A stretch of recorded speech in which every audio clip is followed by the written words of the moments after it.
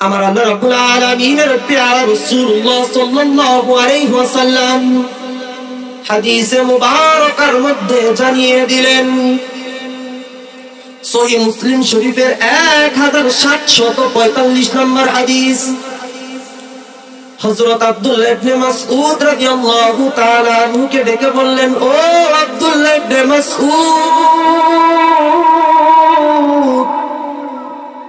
ইকরা আলাইয়াল কুরআন, তুমি আমি নবীকে কুরআনের তেলাওয়াত শোনাও, তুমি আমি নবীকে কুরআনের তেলাওয়াত করে শোনাও।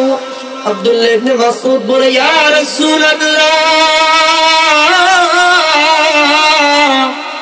ইয়া হাবিবাল্লাহ, নবী গো, আপনি রাসূলের উপর এই কুরআন নাযিল হয়েছে, আপনি রাসূলের উপর তো এই কুরআনুল কারীম নাযিল হয়েছে।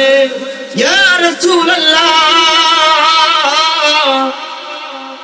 আল্লাহর হাবিব ডেকে বললেন, ইন্নী উহিব্বু আন আসমাআহু মিন গায়রি। ও আব্দুল্লাহ ইবনে মাসউদ, আমি নবীর ইন্নী উহিব্বু, নিশ্চয় আমি নবীর বড় ভালো লাগে, আন আসমাআহু মিন গায়রি, অন্যের মুখে থেকে এই কুরআনের তেলাওয়াত শুনতে।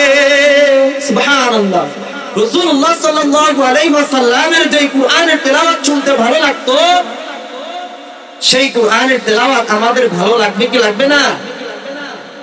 লাগবে।